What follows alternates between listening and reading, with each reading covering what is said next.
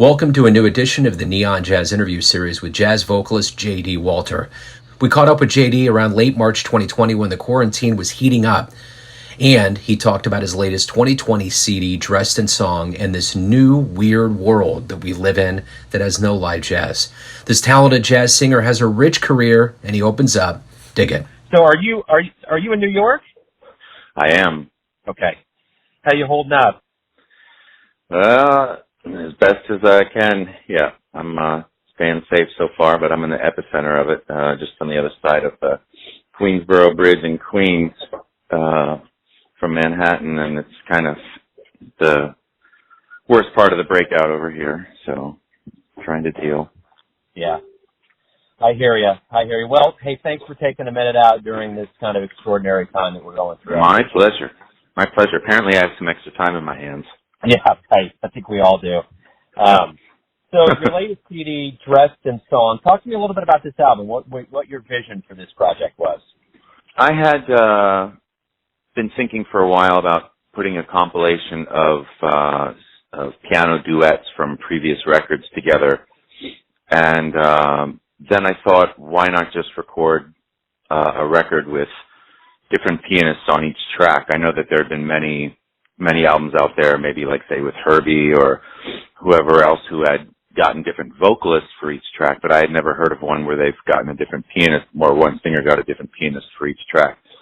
So I thought it would be an interesting vantage point, and then started fishing through all the great pianists that I work with, and a couple that I had only worked with a few times that I loved, and started to formulate this whole project. And the culmination of the project, I wanted it to be was that one song where all the pianists would play on the same track, and I would do that with a click track, and they would play. I'd ghost sing it, and they'd all play on the same track, and that was going to be the title track of the song, but then ended up something else. But so that was basically the impetus. I wanted to showcase all these great pianists that I've played with over the years, and of course, hopefully make some great music at the same time.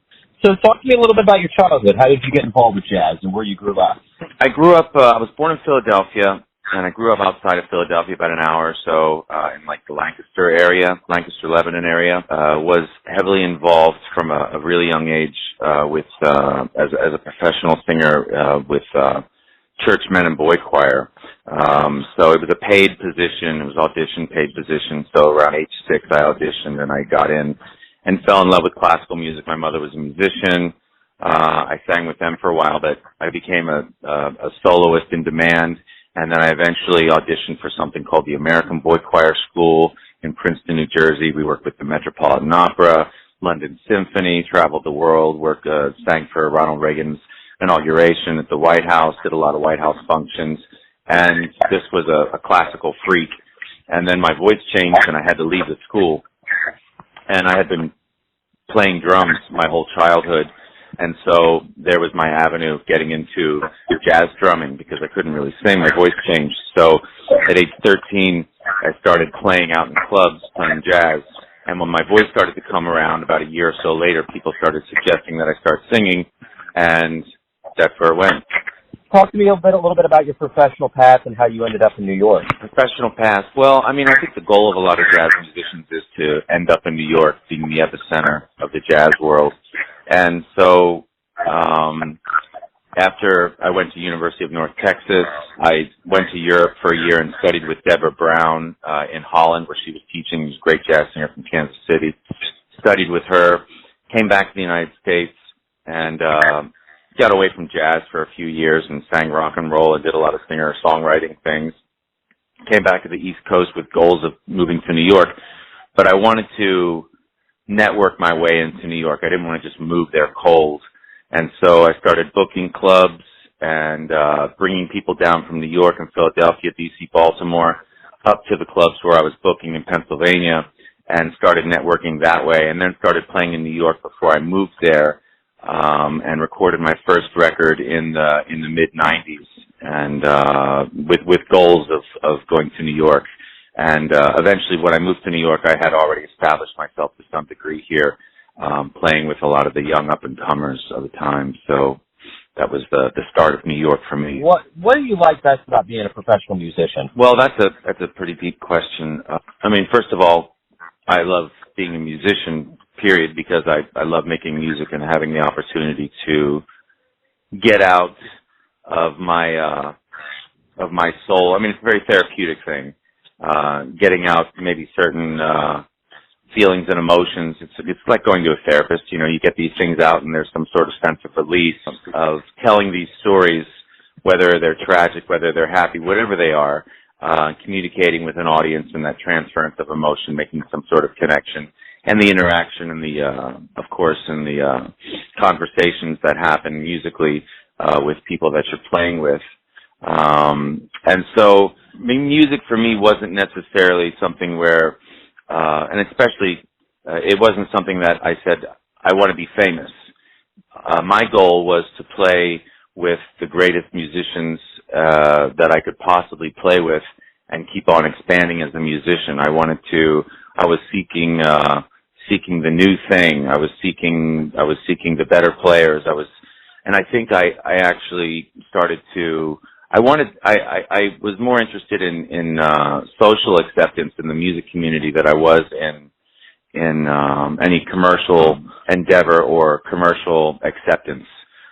So my goal was more music oriented, or it's that crowd of people. And so I certainly went down that path. And when I was turned down by Warner Brothers, not turned down, but when a deal went south with a lawyer I had at the time, we had a few different offers from different record labels, and we went with a record label called Arcadia because they were offering the most money. And then that deal went south with my lawyer's negotiations, and Warner Brothers wasn't interested in entertaining the thought of me at that point. So now I'm left with a record that I felt was great and put it out on an independent label. But I felt very free at that moment, because now I wasn't under the constraints of a record label, and I felt I could really pursue what I wanted to pursue musically, and started to meet people like Dave Liebman, who had interest in playing with me. We eventually did a record together, started recording. I did a record with 2 bass players and drums. I was just going down my own path of what I wanted to do, and I didn't have a record label breathing down my neck telling me, we want you to do this, we want you to do that. I did what I wanted to do, and that was very freeing, to not be involved in the salon, as it were, of mainstream jazz. And so that was I would say a pivotal point when I got that musical freedom. So that's basically, you know, my whole thing in music has not necessarily been to have that social appeal, but my first goal was to have appeal within my peers, approval from my peers, and then if good things come from it, then that's great, and if not, you know, we carry on. But I don't think the pure musician's thought is fame and fortune. You know, it's nice. Yeah. It shouldn't be the goal. You know. What was the first live jazz show you saw that made you think, man, this is what I want to do? I don't think it was as much a first live jazz show as it was. Maybe when I was 8 or 9, I had a new neighbor move in next door, and he was quite a respected musician, still is in Pennsylvania. I was a classical musician at the time, you know, but he started talking music philosophy to me, over the fence talk kind of thing in the backyard. And he had a group that rehearsed at the house, and so I'd go over and listen to the rehearsals that were going on, and he started hipping me to different things. He was like, check out this Miles record, check out this Cannonball record, this Clifford Brown record, whatever it was. And it wasn't really reaching me at the time. And I didn't, because I was such a classical snob, I wasn't really even into the singers at the time. But I guess when I got to around 12 or 13, a weather report kind of hit me. And then from there, it just kind of spiraled off, you know, even some of the pop music I was listening to, because I was playing drums. So I'm listening to Bill Bruford playing with Yes, that I was into in my early teens. And Bill Bruford starts talking about a guy named Philly Joe Jones. And so I go buy a Philly Joe Jones record. And, you know, I guess it's the players that I admired in the progressive rock world, whether it was King Crimson or Weather Report, or whoever it was, the people that they started admiring, I'd go out and buy their records, and it kind of led me to the straight ahead vein of things. My parents had the records, you know, they were listening to Miles, and they were listening to Brubeck, and they were listening to Ella and Billy and Sarah, but I wasn't so much into it. Of course, I'm going to have an aversion to what my parents are listening to, so I wanted to find my own path, and found it. So let me ask you this: when we're out of quarantine and the coronavirus goes away and we can all get back out to live jazz since it's been silenced, what are you hoping that the audience realizes, or what revelations do you hope they have when they come back? I mean, this is a time of reflection for everybody. One thing I think that might be advantageous during this period of time is that people have more time on their hands potentially to start exploring other types of music, or just getting more into listening to music, and expanding their listening vocabulary, their whole library of music that they listen to. And so I'm hoping that through this time and that people start checking out maybe some different things on their own, and that when we get back to the whole live situation, there's more of an interest in what's going on, and there's more of a developed listener as a result. I don't know, maybe that's idealistic thinking, but it seems like it's something that could happen, you know, people having this time and they're listening to music, they're listening and watching people do live casts, and it might be opening their ears to different things that they hadn't heard or contemplated before as being viable for them to listen to, you know. And I think that's a good hope. So let me ask you this. Everyone has a version or interpretation of who they think you are. Your family, your friends, your fans, but you're living your life. Who do you think you are? Who do I think I am? Well, I'm a verb, for one thing. So I'm not an am. I'm something that ideally is a changing, evolving thing. I wouldn't want to be a static thing. And I've tried to approach music in that way. I don't want to be, although I've done, you know, my first 4 records were hardcore straight ahead, and then I moved into electronica, and I'm getting into more songwriting, and I mean, there's a lot of different types of music that are related to jazz or heavily jazz influenced that I'd like to be involved in, whether it's electronica that's related to jazz, or just more advanced singer-songwriter things that are related to jazz.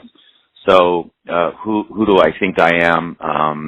That's going to change ideally from day to day, from month to month, from year to year. I'm somebody who is seeking. I'm a seeker. You know, I'm looking for the new thing for me. I'm looking for, you know, I'm hungry to listen to new things. And so with that in mind, I think it's a healthy perspective to want to continue to grow.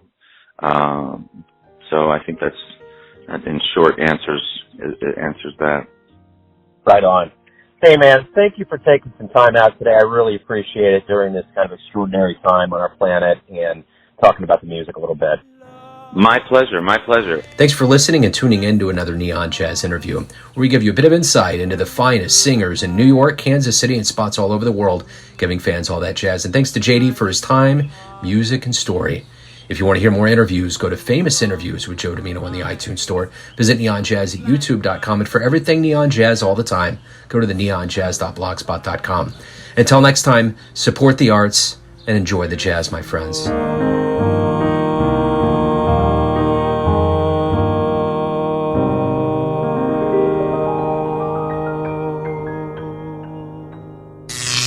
Neon Jazz.